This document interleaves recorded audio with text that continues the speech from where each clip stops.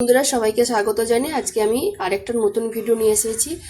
আজকে আমি নিরামিষ খসলা শাকের বড়ার ঝোল বানাবো। দেখুন, খসলা শাকটা ভালো করে কুচিয়ে নিয়ে ধুয়ে নিয়েছি। মশলা নিয়েছি, দুটো টমেটো, কাঁচা লঙ্কা আর আদা। শাকের উপরে পরিমাণ মতো আমি বেসন দিয়ে দেবো, মেথি পাতা, জিরে, পরিমাণ মতো হলুদ, লঙ্কা গুঁড়ো,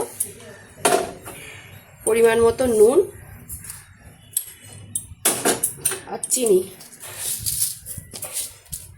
ভালো করে এটাকে আমি মেখে নেব। মশলা শাকটা মেখে নিয়েছি, এবার আমি মশলাটা বেটে নেব একসাথে। আদা, টমেটো আর কাঁচা লঙ্কা গরম করে নিয়েছি। এবারে শাকের বড়াগুলো আমি ভেজে নেব।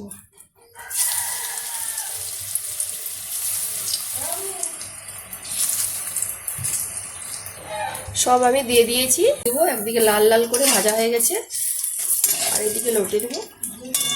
এইভাবে সব শাকের বড়াগুলো আমি ভেজে নেব। ভেজে জায়গাতে তুলে নিয়ে ফোড়ন দিয়ে দেবো কালো জিরে আর শুকনো লঙ্কা আর একটু হিং। কেটে রাখা আলুগুলো দিয়ে দেবো। ভেজে নিয়েছি। এবার দিয়ে দেবো কাশ্মীরি লঙ্কা গুঁড়ো 1 চামচ আর হলুদ গুঁড়ি 1 চামচ। এবারে বাটা মশলাটা দিয়ে দেবো, টমেটো, আদা আর কাঁচা লঙ্কা। ভালো করে কষানো হয়ে গেছে দেখুন।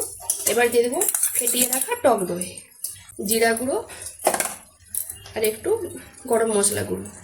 ভালো করে কষানো হয়ে গেছে দেখুন, সাইড থেকে তেল ছাড়তে শুরু করে দিয়েছে। এবার দেখবো পরিমাণ মতো জল, মশলা ধোয়া জলটাই আমি দেবো। পরিমাণ মতো নুন আর চিনি।